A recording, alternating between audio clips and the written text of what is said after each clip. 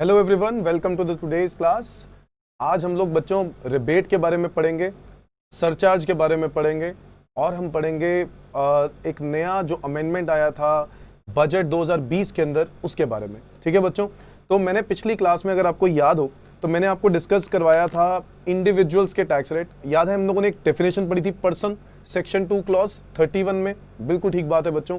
Person के अंदर कौन कौन होता है एक बार फिर से रिपीट कर दो। Individual, HUF, company, firm, AOP BOI, local authority और आर्टिफिशियल जुरिडिकल पर्सन, है ना बच्चों। इस पर्सन की डेफिनेशन को मैंने क्यों बताया था, क्योंकि मैं ये बताना चाहता था कि कौन कौन से लोग हैं जिनके ऊपर फ्लैट रेट लगते हैं, कौन कौन से लोग हैं जिनके ऊपर स्लैब रेट लगते हैं। ओके, तो बच्चों हम लोगों ने देखा कि वो इंडिविजुअल्स जिनकी एज 60 से कम है, रेजिडेंट इंडिविजुअल्स जिनकी एज 60 से कम है, या फिर नॉन रेजिडेंट इंडिविजुअल्स, एज यहां पर मैटर नहीं करता, एचयूएफ, एओपीबीवाई और एजेपी, इन सब के लिए एक ही स्लैब है 2.5 लाख रुपए वाला। हमने पढ़ा था 2.5 लाख रुपए तक की इनकम पर कोई टैक्स नहीं लगता, 2.5 लाख से लेके 5 लाख पर 5%, 5 लाख से लेके 10 लाख पर 20% और अबव 10 लाख पर 30%, है ना। तो ये वाला केस पढ़ा था जहां पे plus health and education cess. इसके अलावा हम लोगों ने डिस्कस किया था पिछली क्लास के अंदर जो हमारा सेकंड स्लैब है। सेकंड स्लैब है सीनियर सिटीजन के लिए बच्चों, जिनका रेजिडेंट इंडिविजुअल जिनकी एज 60 प्लस है बट 80 से कम है, 60 या उससे ज्यादा है बट 80 से कम है। तो अगर मेरी एज प्रीवियस ईयर में 60 साल का मैं हो जाता हूं या फिर उससे ज्यादा हो जाता हूं तो मैं सीनियर सिटीजन के स्लैब में आऊंगा, जहां पर 3 लाख रुपए तक की इनकम पे कोई टैक्स नहीं है, 3 से लेके 5 लाख पे 5, 5 से लेके 10 लाख पे 20, अबव 10 लाख पर 30, plus health and education cess तो बच्चों है ही है। इसके अलावा हमारा थर्ड स्लैब था रेजिडेंट सुपर सीनियर सिटीजन, जिसमें 80 या अबव अगर आपकी एज है तो ऐसे केस में 5 लाख रुपए तक जीरो, 5 लाख से लेके 10 लाख पर 20%, अबव 10 लाख पर सीधा 30%। Okay, plus health and education cess तो है ही है। तो पिछली क्लास में मैंने आपको ये बात बताई थी बच्चों कि हम लोग आज की क्लास में 3 टॉपिक करेंगे। ऑप्शनल मेथड जो आज बजट 2020 में एप्लीकेबल है, आप लोगों के एग्जाम्स के लिए एप्लीकेबल होगा, रिबेट और सरचार्ज। ठीक है बच्चों, तो रिबेट में तो ऐसा कोई खास चेंज नहीं आया है, बट सरचार्ज में भी कोई खास चेंज नहीं है, सरचार्ज में भी वही पुराने वाला ही है। तो रिबेट और सरचार्ज नहीं, बट एक नया ऑप्शन जरूर आया है, वो जरूर हमें पढ़ना है। तो पहले देख लेते हैं बच्चों रिबेट क्या चीज है। रिबेट अंडर सेक्शन 87A बच्चों, अब तक हम लोगों ने सिर्फ एक ही डेफिनेशन पढ़ी है, सेक्शन 2 क्लॉज 31। तो इनकम टैक्स एक्ट में 298 सेक्शंस होते हैं, ये बात हम पहले ही बोल चुके हैं, 298 सेक्शंस। और इसके अंदर से हम लोगों ने सेक्शन 2 का एक पॉइंट उठा लिया है और रिबेट अंडर सेक्शन 87 नहीं पढ़ रहे। ठीक है बच्चों, व्हाट इज रिबेट, कब मिलती है रिबेट, आओ पढ़ते हैं। रिबेट 12,500 रुपए तक की मिलेगी, is allowed to every resident individual whose net income does not exceed 5 lakh rupees. क्या बोला मैंने, ऐसे रेजिडेंट इंडिविजुअल्स जिनकी नेट इनकम 5 लाख रुपए तक की रहती है बच्चों, उनको क्या मिलेगा, टैक्स में छूट मिलेगी 12,500 रुपए की। ओके, बहुत ही आसान है बच्चों। आओ जरा इसका एक एग्जांपल लेकर भी चलते हैं। अच्छा, एक बात पर ध्यान देना, ये रेजिडेंट इंडिविजुअल्स को बोल रहा है, इसका मतलब है नॉन रेजिडेंट्स में नहीं आएंगे। और 5 लाख रुपए तक की एग्जेम्पशन बोलेगा, 5 लाख रुपए तक के कमाने वाले लोगों के लिए बोल रहा है। इसका मतलब है, देखो गवर्नमेंट की बहुत पॉलिसी बहुत सिंपल है। गवर्नमेंट कहता है जो लोग इनकम कम कमाते हैं ना, उनको रिबेट दो, बेनिफिट दो, और जो लोग ज्यादा कमाते हैं ना, उन लोगों के ऊपर क्या लगा दो, सरचार्ज। मेरी बात को समझना बच्चों, रिबेट उन लोगों के लिए है जिनकी इनकम कम होती है, सरचार्ज उन लोगों के लिए है जिनकी इनकम बहुत ज्यादा होती है गवर्नमेंट की नजरों में। तो रिबेट उन लोगों के जिनकी इनकम 5 लाख से कम है। चलो आओ देख लेते हैं बच्चों, एक एग्जाम्पल पढ़ते हैं।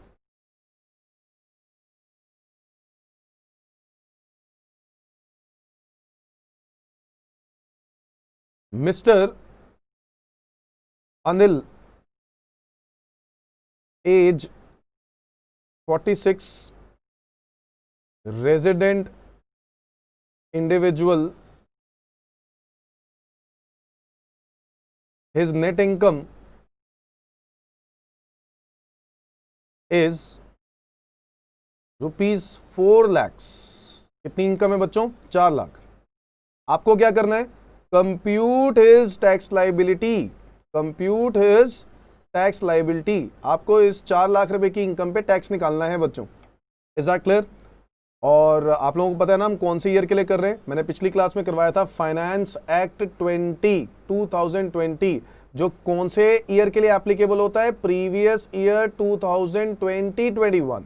इट मींस जो लोग इनकम कमा रहे हैं 1/4/2020 से लेकर 31 मार्च 2021 तक, उस इनकम की टैक्स, उस इनकम की असेसमेंट कब होगी बच्चों? असेसमेंट ईयर में, जिसको हम लोग आईटीआर फाइलिंग ईयर भी कह सकते हैं, टैक्स ईयर भी कह सकते हैं, जो कि यूएस बोलता है।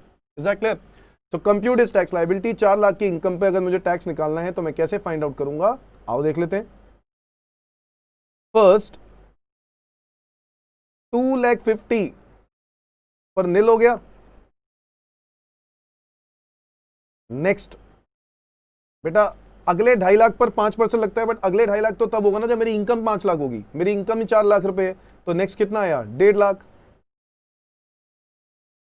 इस पर कितना? 5%, विच इज इक्वल टू 7,500। तो ये मेरा टैक्स आ गया बच्चों 7,500 रुपए। अब इसके ऊपर मैं सेस लगाता था ना, बट अभी मैं सेस नहीं लगाऊंगा। पहले ये चेक करना है क्या इसको रिबेट मिलेगी। आपका आंसर रिबेट पर पहले डिसाइड होगा। रिबेट देखो मिलेगी क्योंकि आपकी इनकम 5 लाख रुपए है, 5 लाख से कम है और आप रेजिडेंट इंडिविजुअल हो। तो रिबेट अंडर सेक्शन 87A मैं माइनस कर देता हूं। अब देखो ध्यान से, पूरे वर्ड्स को ध्यान से पढ़ो। इसमें लिखा है रिबेट अप टू 12,500। इसका मतलब क्या 12,500 रुपए की रिबेट देंगे? फिक्स है? नहीं बच्चों, रिबेट 12,500 रुपए की तक मिलेगी अगर ऑब्वियसली आपका टैक्स इतना होगा। आपका टैक्स कितना है बच्चों? 7,500, तो रिबेट भी कितना मिलेगा? 7,500। तो आपका टैक्स कितना हो गया बच्चों? नील। तो कोई सेस वगैरह ऐड करेंगे इसके ऊपर? भाई जीरो हो गया ना, जीरो के ऊपर कोई सेस लगाओगे तो जीरो ही आएगा। तो इसलिए हमारा जो टैक्स लायबिलिटी का आंसर है वो ये आप लोगों के सामने है। तो देखो गवर्नमेंट ने क्लियरली कह दिया कि जिनकी इनकम 5 लाख रुपए तक की है ना, हम लोग उनसे टैक्स लेंगे ही नहीं। आप लोगों ने बहुत ज्यादा अफवाहें सुनी होंगी उस टाइम पर, 2019 में टाइम पर ही, कि 5 लाख रुपए तक की इनकम एग्जेम्प्ट हो गई, 5 लाख रुपए तक की इनकम एग्जेम्प्ट हो गई। भाई इनकम एग्जेम्प्ट नहीं हुई। गवर्नमेंट ने ये बोला है हम आपको रिबेट देंगे। रिबेट कभी आ भी सकता है, रिबेट कभी चेंज भी हो सकता है। हर साल गवर्नमेंट के पास पूरा मौका होता है कि रिबेट को वो चेंज कर दे, और वो जनरली कर देती है। ठीक है बच्चों, आओ जरा एक और एग्जांपल लेके चलते हैं, एक और एग्जांपल लेके चलते हैं।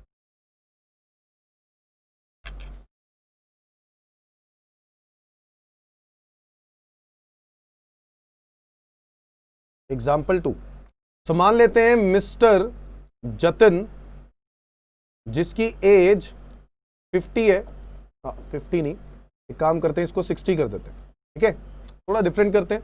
60 इयर्स की एज है और इसकी नेट इनकम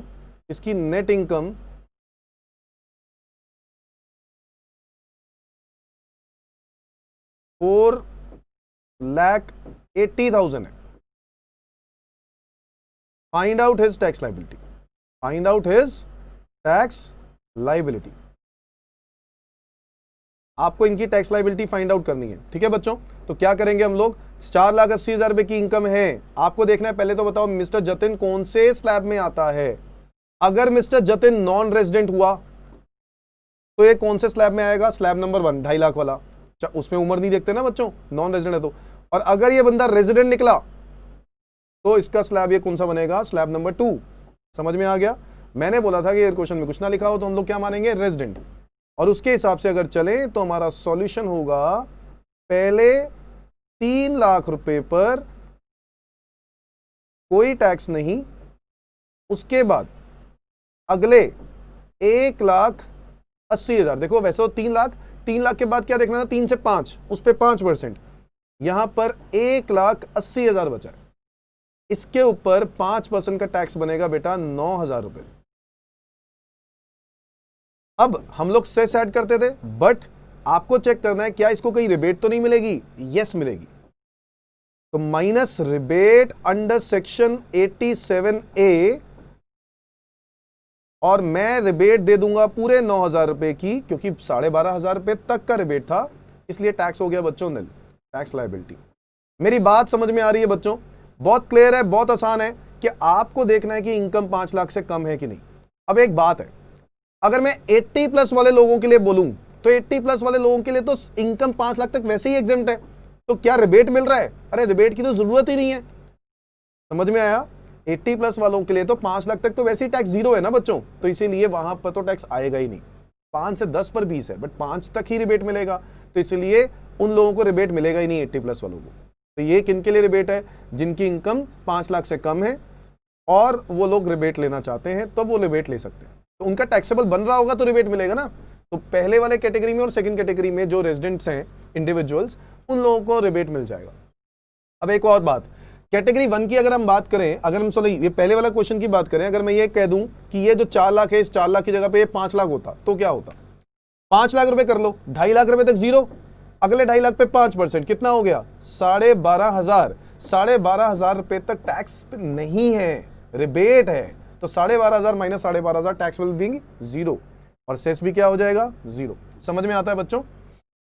तो ये है हमारा रिबेट का कॉन्सेप्ट, आसान है, सिर्फ ध्यान 2 बातों का रखना है। एक 12,500 रुपए तक का रिबेट है, दूसरा रेजिडेंट इंडिविजुअल, कौन? Resident individual. और तीसरा ये भी कि 5 लाख रुपए तक की इनकम, उससे ज्यादा अगर इनकम होगी तो रिबेट नहीं मिलेगा। Is that clear? चलो अब हम अगले कॉन्सेप्ट पे जा रहे हैं। रिबेट 87A को खत्म कर देते हैं। सरचार्ज, हम बात कर रहे हैं अब सरचार्ज की। तो सरचार्ज की बात करते हैं बच्चों। नाउ सरचार्ज जो है ये एप्लीकेबल वैसे तो सबके ऊपर ही है, बट अभी हम लोग किसके लिए पढ़ रहे हैं? इंडिविजुअल्स, क्योंकि अभी तक हम लोगों ने वही रेट्स पढ़े हैं ना बच्चों, जिन रेट्स को पढ़ा है उन्हीं रेट से डिस्कशन कर रहा हूं। Individuals, Hindu undivided family, AOP, BOI और आर्टिफिशियल जुरिडिकल पर्सन, उनके लिए इसके ऊपर सरचार्ज। मतलब गवर्नमेंट का बहुत सिंपल सा कॉन्सेप्ट है, कहता है कि जो अमीर लोग हैं ना उनसे टैक्स लेते जाओ, जो गरीब है ना, जिनकी इनकम कम है ना, उनको टैक्स की रिबेट दे दो। बहुत सिंपल सी बात है। मतलब आपके पास समुंदर है बच्चों, समुंदर, एक समुंदर को देखा कभी? समुंदर में से एक पानी का डब्बा बाहर फेंक दो, डब्बा उठाया बाहर फेंक दिया, फिर डब्बा उठाया फिर बाहर फेंका, फिर डब्बा उठाया फिर बाहर फेंका। मुझे बता दो, एक बात बता दो, क्या समुंदर को कोई फर्क पड़ेगा? क्या समुंदर को कोई फर्क पड़ेगा? अब अगर आपके पास है ही डब्बा, मतलब पानी का डब्बा ही है, बस जरा सा भी गिर जाए तो फर्क पड़ेगा ना। तो इसीलिए वो जो डब्बे वाली कहानी मैं बताना चाह रहा हूं, तो वो पानी का डब्बा है वो लोग जिनकी इनकम कम है, और जिनकी इनकम बहुत ज्यादा है वो लोग समुंदर वाली पोजीशन पे हैं भाई। तो गवर्नमेंट की सोच ऐसी है कि भाई जो अमीर लोग हैं वो लोग टैक्स दे सकते हैं, क्या फर्क पड़ता है, उनसे और ले लो। कितने लोग हैं? कम ही है। और जो लोग गरीब हैं, जिनकी इनकम कम है, उन लोगों को छूट दे दो टैक्स में, सही, बढ़िया हो जाएगा काम, सही हो गया। तो इक्वालिटी हो जाएगी। देखो जो अमीर लोग हैं उनको फर्क नहीं पड़ता, क्योंकि उनके पास इतना पैसा है, ठीक है, वो लोग दे सकते हैं इतना टैक्स। और ऊपर से सोचो उसमें भी वो कितना फ्रॉड करके कुछ तो रख ही लेते होंगे, कुछ ही दिखाते होंगे, तो ये सब चीजें। अब अल्टीमेटली गवर्नमेंट ने सरचार्ज का पॉइंट बनाया कि भाई हम लोग उन लोगों से लेंगे जो लोग बहुत अमीर हैं। तो आओ देखते हैं गवर्नमेंट की नजरों में कौन लोग अमीर हैं। surcharge at the rate of 10% is applicable if net income exceeds 50 lakh. इसका मतलब समझते हो बच्चों? Net income exceeds, not equal to, exceeds मतलब 50 लाख से ज्यादा होगा तो सरचार्ज लगेगा, 50 लाख तक की इनकम पे कोई सरचार्ज नहीं लगेगा। मेरी बात समझ में आ रही है बच्चों? तो गवर्नमेंट की नजरों में अगर तुम 50 लाख से भी ज्यादा कमाते हो, बहुत ज्यादा कमा रहे हो भाई, ठीक है, तो इसीलिए सरचार्ज लगेगा 10% से ज्यादा, 10%, ठीक है, अगर 50 लाख से ज्यादा हो। सरचार्ज अभी खत्म नहीं हुआ, गवर्नमेंट कह रहा है नहीं जी और सरचार्ज भी लगाएंगे। सरचार्ज का मतलब, अच्छा मतलब भी बता देता हूं, tax on tax. Government simply income tax के अंदर जब भी सरचार्ज लगा रही है वो टैक्स पे टैक्स लगा रही है, कह रहा जो तुम्हारा टैक्स है ना उसी के ऊपर टैक्स। जैसे सेस पढ़ा था ना बच्चों, सेस जो था वो एक पर्पस के लिए था। किस पर्पस के लिए? जिसका नाम है हेल्थ, एजुकेशन, उसका नाम क्या आ गया, हमेशा उसका पर्पस लिखा जाएगा। बट सरचार्ज जो है बच्चों वो इनकम टैक्स में जाके ही जुड़ जाएगा। Is that clear? अच्छा, और सरचार्ज का कोई सेक्शन नहीं होता, क्योंकि सरचार्ज और इनकम टैक्स के रेट्स दोनों ही फाइनेंस एक्ट में आते हैं, तो इसीलिए कोई भी इनके सेक्शंस में नहीं आते। इनकम टैक्स के ये फाइनेंस एक्ट में चेंजेस आते रहते हैं, तो इसलिए फाइनेंस एक्ट के पार्ट 1 में इसको कवर कर दिया जाता है। Is that clear?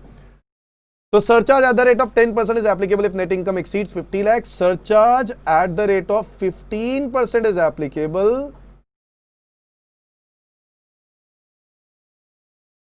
if net income exceeds 1 crore. तो अगर बच्चों आपकी सालाना इनकम 1 करोड़ रुपए से ज्यादा हो जाती है ना, तो आपको सरचार्ज देना है 15%. Is that clear? अच्छा, इसके अलावा surcharge at the rate of 25%. लो यार भाई, ले ही जा रहे हो. पहले 10% अगर 50 लाख से ज्यादा है, 15% अगर 1 करोड़ से ज्यादा है, 25% प्रोग्रेसिव कॉन्सेप्ट है ना, is applicable if net income exceeds 2 crore rupees. और अभी भी खत्म नहीं हुआ. गवर्नमेंट इतनी लालच कर रही है भाई, क्या जरूरत है? 10, 15, 25 जैसे जैसे इनकम बढ़ती जाएगी उससे वैसे टैक्सेबिलिटी भी बढ़ती जाएगी. सरचार्ज लगेगा 37% is applicable if net income exceeds 5 crore rupees. 4 rates याद करने हैं, 2 नहीं, 1 नहीं, सरचार्ज 4.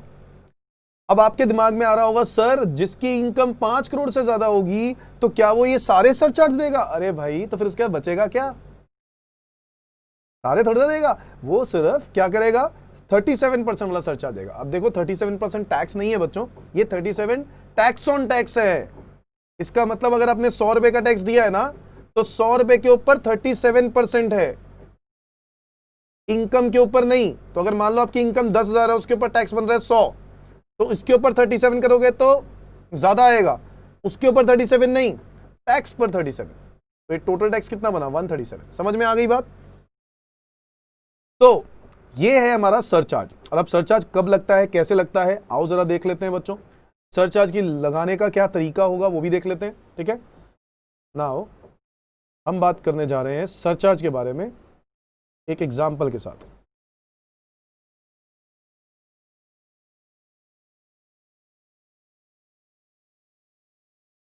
मान लेते हैं मिस्टर सचिन तेंदुलकर. नाम तो सब लोग जानते ही हैं. Age 48 years. His net income is rupees 80 lakh. अंदाजे से एग्जाम्पल दे रहा हूं यहां पर, शायद इससे इनकम ज्यादा ही होगी बच्चों. Compute his tax liability. तो बताओ भाई, सचिन भाई साहब की रिटायरमेंट ले लिया चाहे, बट स्टिल बहुत एंडोर्समेंट्स हैं, इतने सारे पैसे कमाता है, बहुत सारे रेस्टोरेंट्स चल रहे हैं मुंबई में उसके नाम से. तो सचिन तेंदुलकर हर जगह से, बहुत जगहों से रॉयल्टी आती होगी, नाम की ब्रांड वैल्यू है. तो इसलिए आज उसको मान लेते हैं, चलो 80 लाख रुपए की उसकी इनकम है और 48 ईयर्स की उसकी एज है और वो एक रेजिडेंट इंडिविजुअल है. टैक्स लायबिलिटी निकालना है, क्वेश्चन ये बोल रहा है. तो ठीक है सर, कर देंगे, कोई दिक्कत क्या है इसमें क्या दिक्कत है? आओ बच्चों, टैक्स लायबिलिटी निकालते हैं सचिन तेंदुलकर की. So computation of tax liability of mister Sachin Tendulkar for the assessment year. बच्चों याद है हम लोग कौन से असेसमेंट ईयर के लिए पढ़ रहे हैं?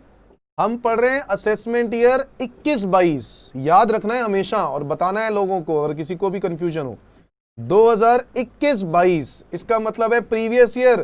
किस साल की इनकम पे टैक्स लगेगा 21-22 में? 2020-21. इसके ऊपर कौन सा बजट एप्लीकेबल होगा? Finance act 2020. Is that clear बच्चों?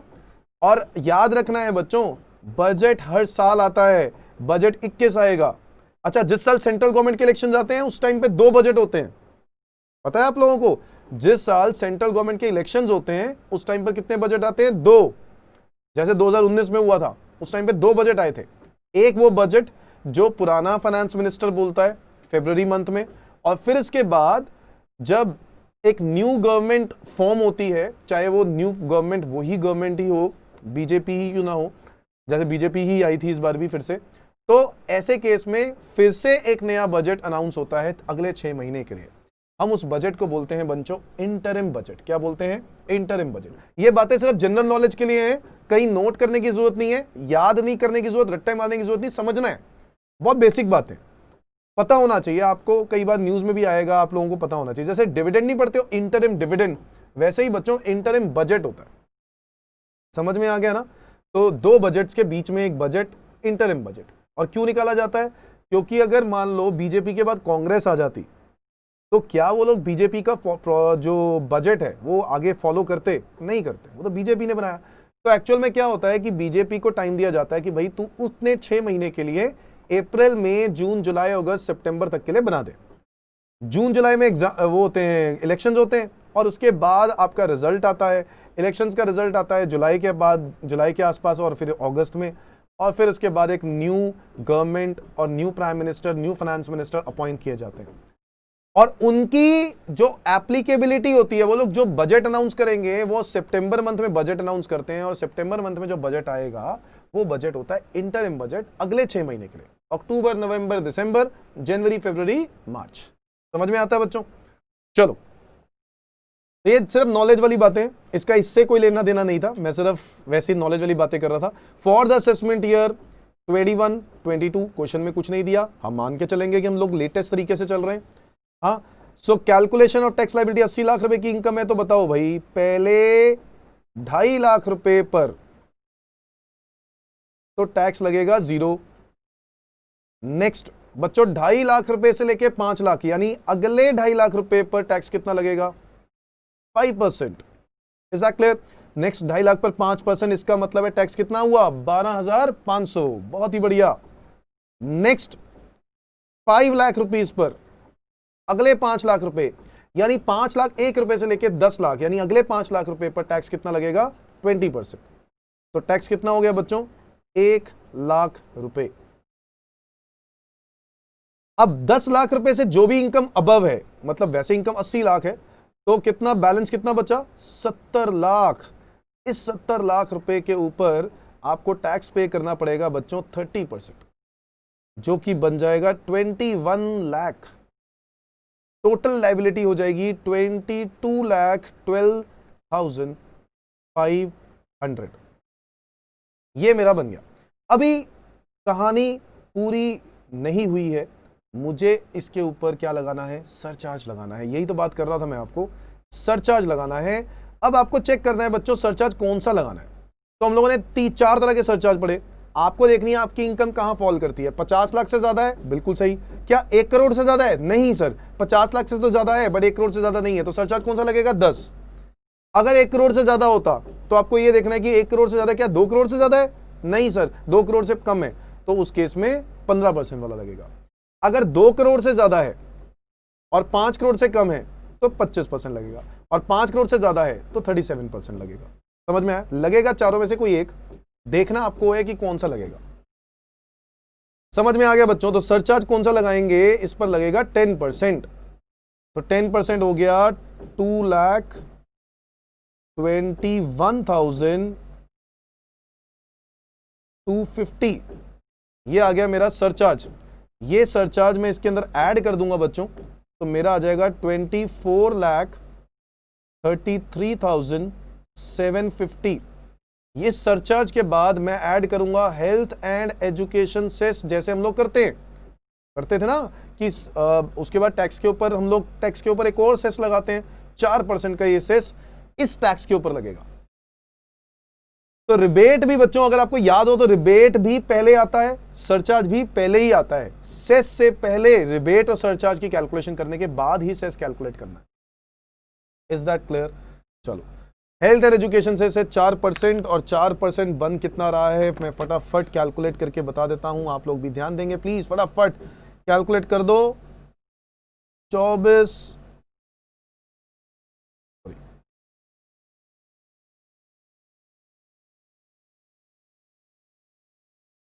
ये आ रहा है 97350, 97350।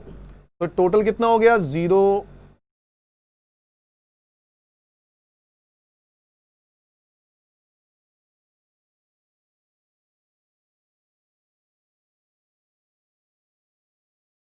25,31,100। ये मेरी बन गई टैक्स लाइबिलिटी। टैक्स लाइबिलिटी, इतना मुझे टैक्स पे करना है।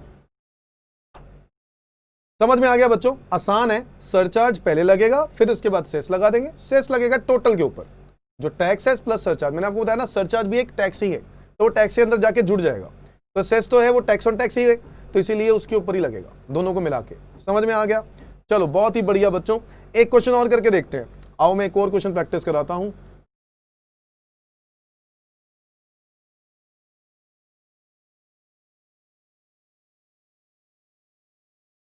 एक और एग्जांपल देखते हैं बच्चों। मान लेते हैं मिस, अब मिस्टर बहुत हो गए, मिस का नाम लेते हैं।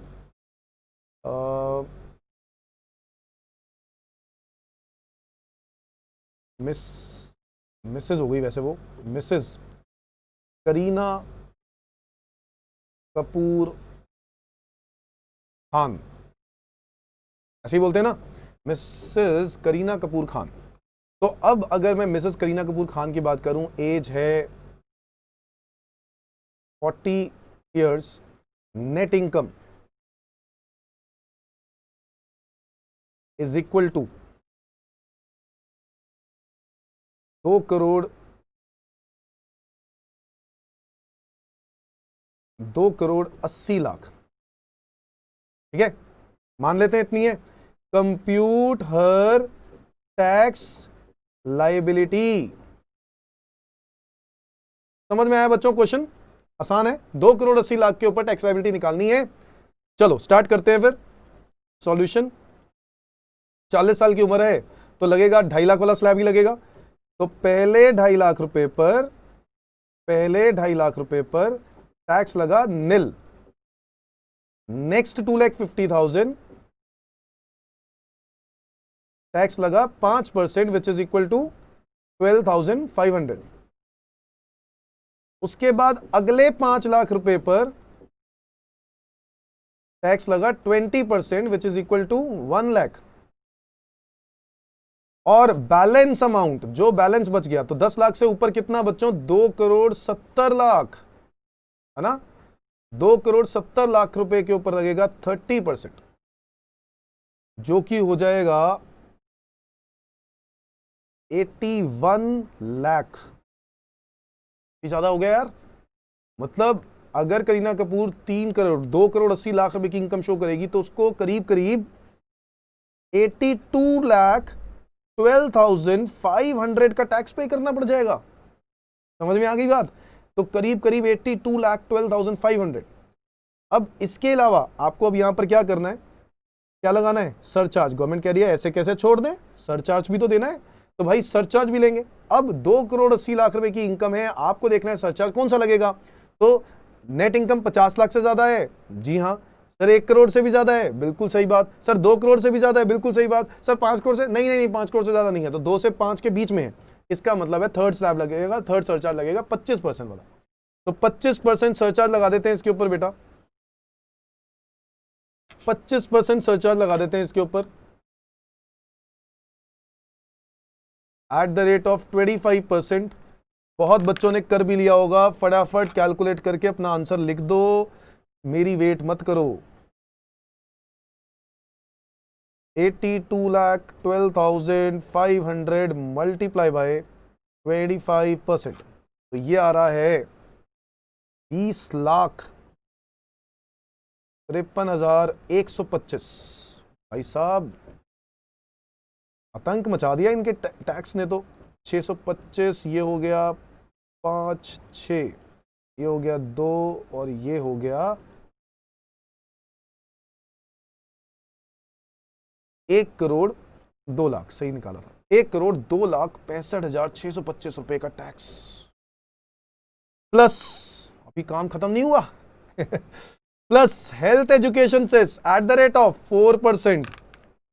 हेल्थ एजुकेशन से 4% लगाना पड़ेगा। तो आओ जरा लगा लेते हैं। 102,65625 पर 4%, यह आ गया 4,10,000।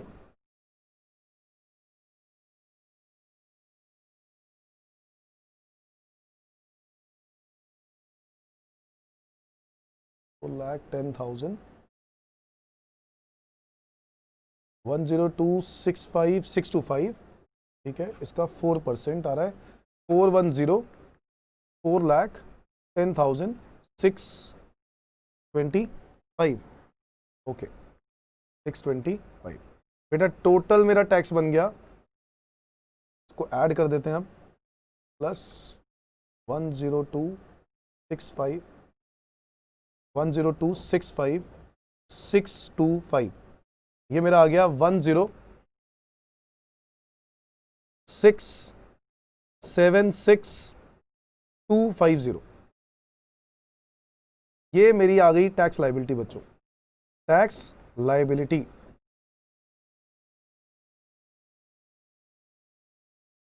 तकरीबन 1,06,00,000 रुपए का टैक्स पे करना पड़ेगा करीना कपूर को, अगर उसकी इनकम 2,80,00,000 रुपए है तो लगभग 1/3 तो ले गए, 1/3 से ज्यादा ही ले गए। तो भाई फिर वही है ना, इसीलिए लोग क्या करते हैं, अरे यार दिखाओ ही मत, तो इतना पैसा कमाने के बाद इतनी ज़्यादा गवर्नमेंट ले लेती है।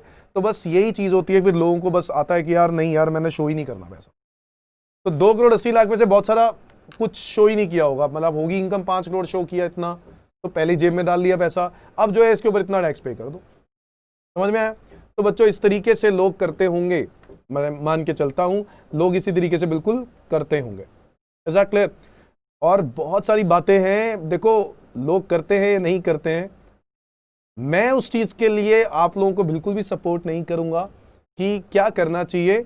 ऑब्वियसली अगर एथिकली देखें तो हमारा देश की बेटा डेवलपमेंट इसीलिए हो रही है कि हम लोग टैक्स दे रहे हैं। अगर आज हम लोग टैक्स देना बंद कर दें तो आज हमारे देश की डेवलपमेंट रुक जाएगी। आज डिफेंस हमारा स्ट्रांग तभी है, आज हम लोग दूसरे देशों से पंगा तभी ले सकते हैं जब हमारे पास कलेक्शंस होंगी, गवर्नमेंट के पास रेवेन्यू होगा।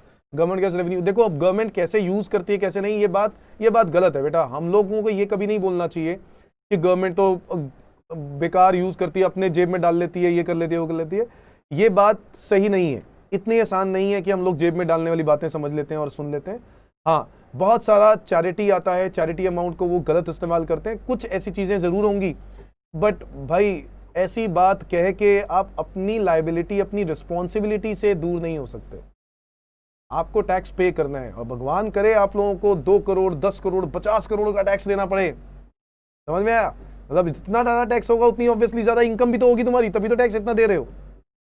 तो थोड़ी बहुत डिस्कशन हम लोग ऑब्वियसली जरूर करेंगे, प्लानिंग जरूर करेंगे। देखो आज के टाइम पे जो भी क्लाइंट्स मिलते हैं उनकी सोच ऐसे ही होती है कि हमें तो सर बस हमें तो टैक्स बचाना है, हमें टैक्स बचाना है सर, हमें नहीं समझना फालतू की बात, हमें टैक्स बचाने का बता दो।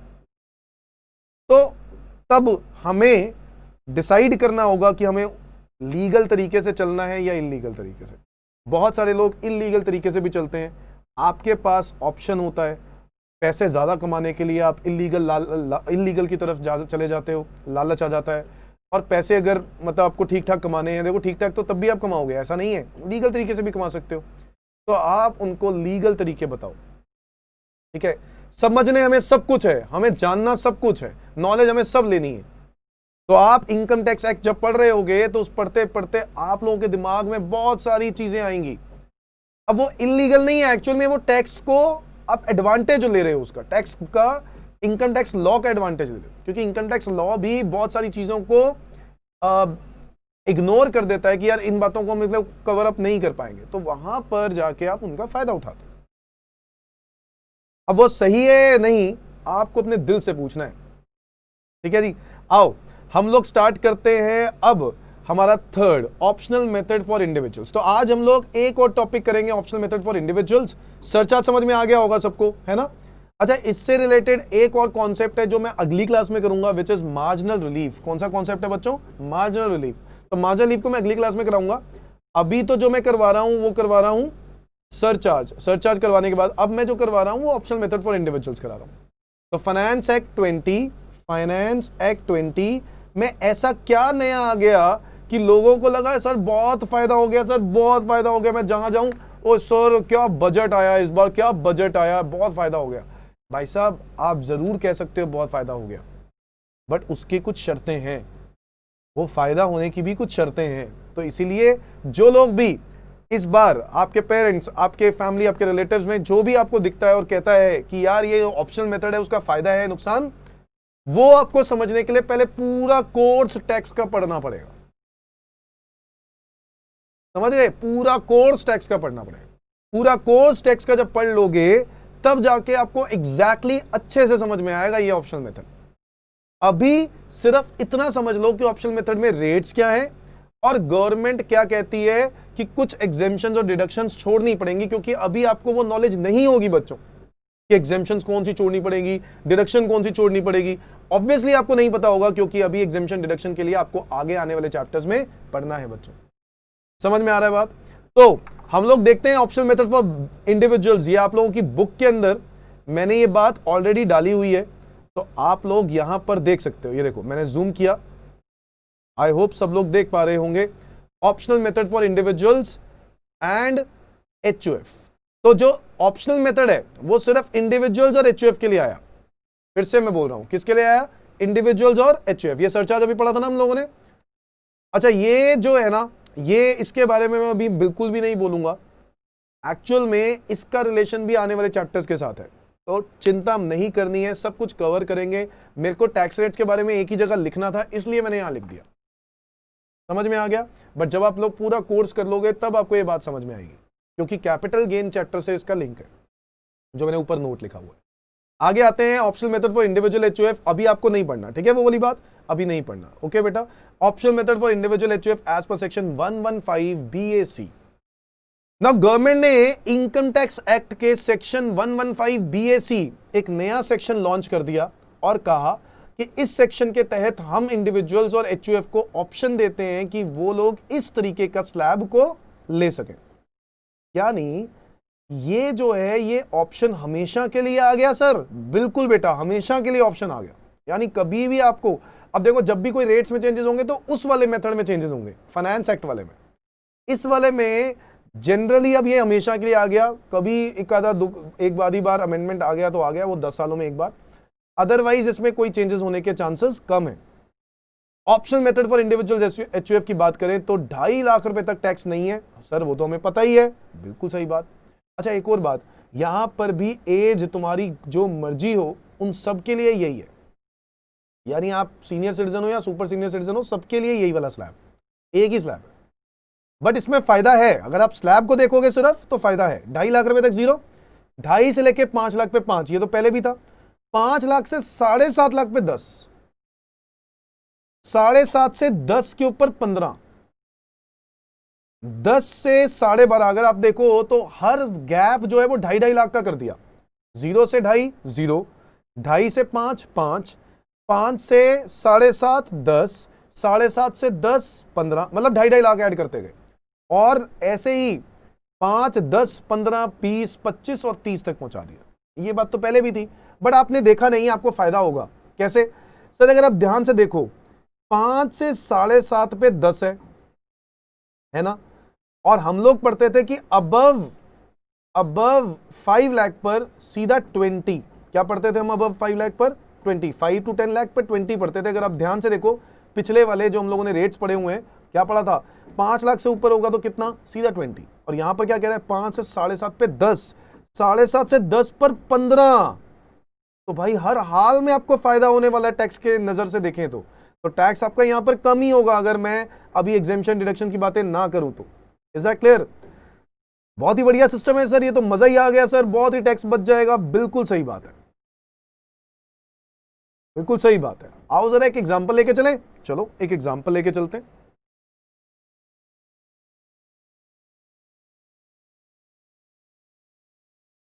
चलो एक एग्जांपल लेके चलते हैं, बिना एग्जांपल लिए मजा नहीं आएगा।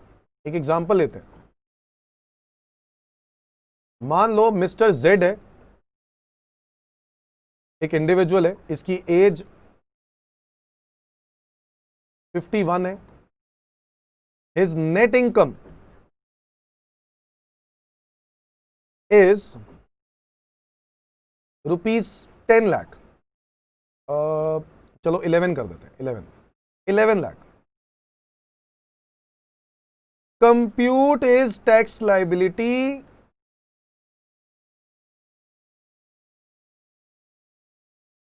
in both the options,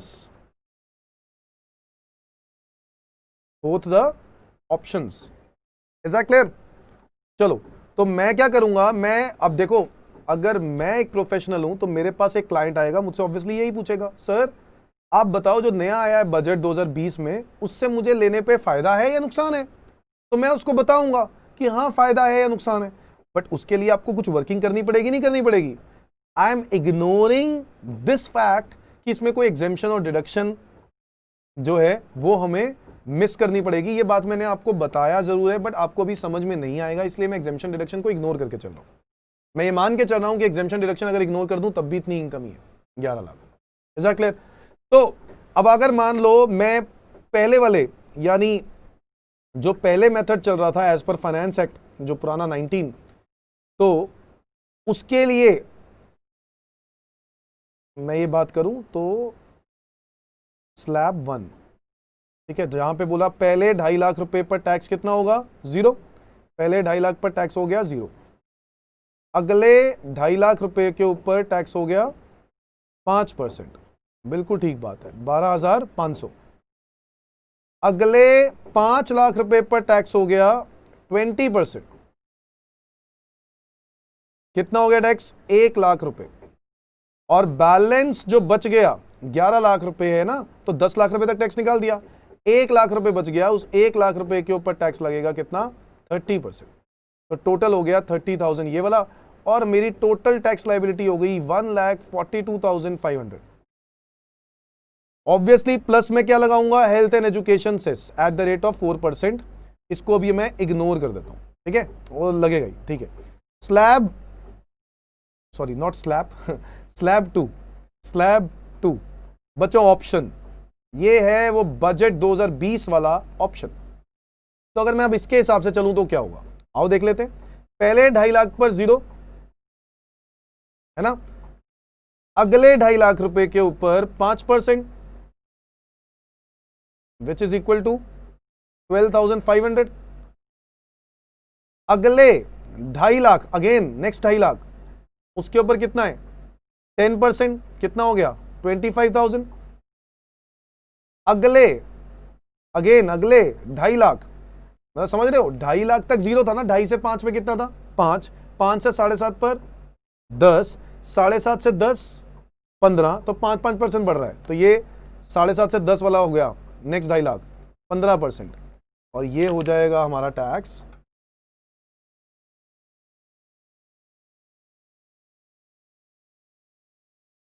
ये हो जाएगा 2.5 लाख रुपए के ऊपर 15%, 37,500।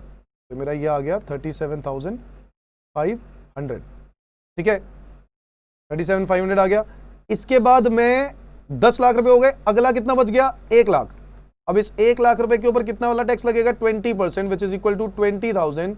तो मेरी टोटल टैक्स लाइबिलिटी कितनी हो गई, बता दो? टोटल टैक्स लाइबिलिटी कितनी हो गई? 12,500 प्लस 25,000 प्लस 37,500 प्लस 20,000, मेरी टोटल टैक्स लाइबिलिटी बन रही है बच्चों 95,000। ओ भाई, इतना फर्क देख रहे हो? समझ गए मेरी बात? 95,000 का टैक्स, और यहां पर कितना है? 142,500। सेस को तो छोड़ ही दो, अभी सेस को ऑब्वियसली सेस की वजह से भी थोड़ा सा डिफरेंस बढ़ जाएगा। क्यों बढ़ जाएगा? क्योंकि ये ज्यादा वाले अमाउंट पे 4% लग रहा है, ये कम वाले अमाउंट पे 4% लग रहा है, तो इसकी वजह से सेस में भी फर्क होगा ऑब्वियसली, बट इसमें थोड़ा सा ज्यादा होगा, इसमें थोड़ा सा कम होगा। तो मैं ये कह सकता हूं कि ये जो डिफरेंस आप यहां देख रहे हो, यहीं से अंदाजा लग जाता है यार कि बहुत बढ़िया है यार, ये तो 40-45 हजार रुपये बचा रहा है यार आपके, इससे अच्छा क्या हो सकता है? तो ये रीजन है बच्चों, मैं ये कहूंगा कि ये वाला ऑप्शन बेस्ट है, अगर गवर्नमेंट ये ना कहती साथ में कि एग्जेम्पशन और डिडक्शन मिस करनी पड़ेगी। तो वही कहते हैं ना, कुछ पाने के लिए कुछ खोना पड़ता है, तो ये कुछ पाने के लिए कुछ खोना है, ये पाना है, ये पाना है आपको। हाँ जी सर, तो आपको गवर्नमेंट ने जो एग्जेम्पशंस और डिडक्शंस दी थी ना, वो एग्जेम्पशंस और डिडक्शंस को छोड़ना पड़ेगा। बहुत सारी एग्जेम्पशंस, बहुत सारी डिडक्शंस जो आप लोग फ्यूचर क्लासेस में पढ़ने वाले हो। ये जो स्लैब 1 है ना बच्चों, यहां पर जो एग्जेम्पशन डिडक्शन के फायदे होते थे वो फायदे आपको छोड़ने पड़ेंगे। अब होगा क्या, मैं आपको थोड़ा सा ऐसे बताता हूं। मैंने तो यहां मान के चल लिया कि एग्जेम्पशन डिडक्शन नहीं थी, बट अगर मैं ये कहूं कि एग्जेम्पशन डिडक्शन थी, तो यहां पर तो 11 लाख रुपए की इनकम आ रही है, बट अगर एग्जेम्पशन डिडक्शन मैं यहां पर ना ले पाऊं तो हो सकता है यहां पे मेरी इनकम कितनी आती, 15 लाख। तब एक्चुअल में मजा आता करने का, तब मैं कैलकुलेट करता मेरा टैक्स कितना बन रहा है, और अगर तब भी मेरा टैक्स इस ऑप्शनल मेथड में कम होता तो मैं ऑप्शनल मेथड लेता। मेरी बात समझ में आ गई बच्चों? आई होप समझ में आ गई होगी। कोई डाउट हो तो प्लीज मैसेज करना, ठीक है। तो ये है ऑप्शनल मेथड्स जो हम लोग बात कर रहे थे। मैं और आगे बढ़ा देता हूं। सेस बटा वैसे ही लगेगा 4%। अच्छा, इसके बाद कुछ कंडीशन रिस्ट्रिक्शंस के बारे में बात लिखी हुई है, वो पढ़ तो लेते ही हैं। The alternative tax regime under section 115 BAC is available only case of individuals or HUF from the assessment year 21-22, यानी बजट 20। It is optional। क्या बोल दिया? Optional। Individual HUF may be resident or non-resident। Individual may be salaried or retired employee having pension income or a self-employed person having business income or any other person having any other income। कह रहा कोई भी तरह की income हो, फर्क नहीं पड़ता, तुम रेजिडेंट हो या नॉन रेजिडेंट, ये भी फर्क नहीं पड़ता, तब भी तुम्हें स्लैब मिलेगा, ये वाला ऑल्टरनेटिव मेथड मिलेगा। समझ में आ गया? Now any individuals opting new regime will have to give up the certain exemptions and deductions. बस यही तो दिक्कत दे गया। यहां पर गवर्नमेंट ने कहा कि ये आपको गिव अप करने पड़ेंगे, एग्जेम्पशन डिडक्शन छोड़नी पड़ेंगी। अब तुम ये बात अभी नहीं समझ पाओगे, क्योंकि ये हम लोग मैक्सिमम पार्ट सैलरी चैप्टर में पढ़ते हैं।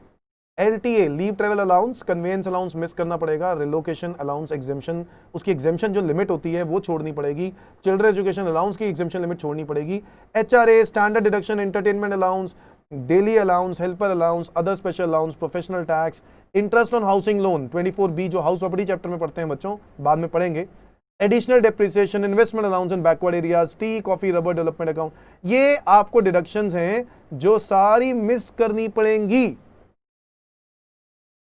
और ये सारी डिडक्शंस एग्जेम्पशंस मिस करने के बाद ही आप ये वाला स्लैब लगा पाओगे। ये है वो खोना, तो वो पाना है तो ये खोना है, और इस वजह से आपकी इनकम थोड़ी सी क्या आएगी, ज्यादा आएगी, टैक्सेबल इनकम, टैक्स ज्यादा देना पड़ सकता है।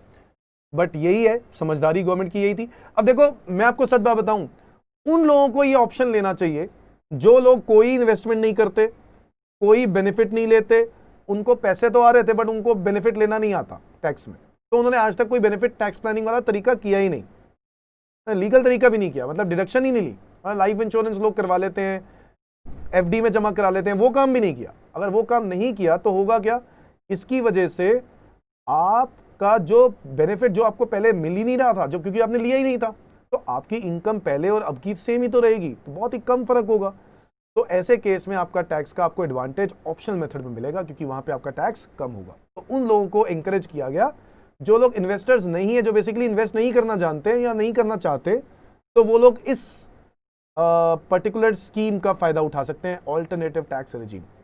Now points to be remember, option to be exercise on or before the due date of filing of return of income for assessment year 21-22। यानी अगर मैं ये चाहता हूं कि मुझे ये बेनिफिट मिले, ये वाला ऑप्शन मेथड लेना चाहता हूं, क्योंकि बाय डिफॉल्ट तो ऑप्शन वही वाला है, बट अगर आप ये वाला ऑप्शन लेना चाहते हो तो इस ऑप्शन को लेने के लिए आपको ऑप्शन रिटर्न के वक्त मेंशन करना पड़ेगा कि मेरे को अल्टरनेटिव टैक्स रेजिम वाला ऑप्शन लेना है।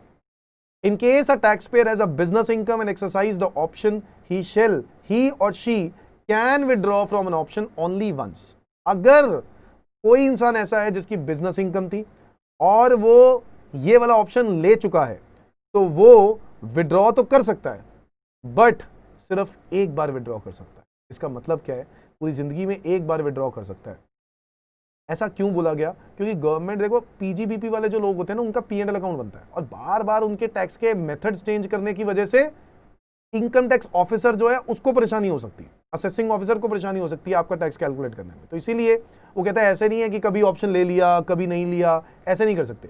आपने ले लिया, विड्रॉ कर लिया, सो if he or she can withdraw the option from option only once, इसका मतलब उन्होंने एक ही चांस दिया उनको कि भैया एक ही बारी, लाइफ टाइम एक ही बारी तुम इसको विड्रॉ कर सकते हो, इसके बाद तुम विड्रॉ नहीं कर पाओगे। समझ में आया? इसके बाद विड्रॉ क्या, तुम ऑप्शन ले लो फिर उसके बाद विड्रॉ नहीं कर सकते। विड्रॉ कर लिया तो he has to follow a regular tax slabs. कौन सा टैक्स स्लैब लेना पड़ेगा? Regular tax slabs. रेगुलर वाले कौन से? पहले वाले, वही नॉर्मल वाले, 2.5 लाख तक 0, 2.5 से 5, 5 से 10 वाला, वो वाला।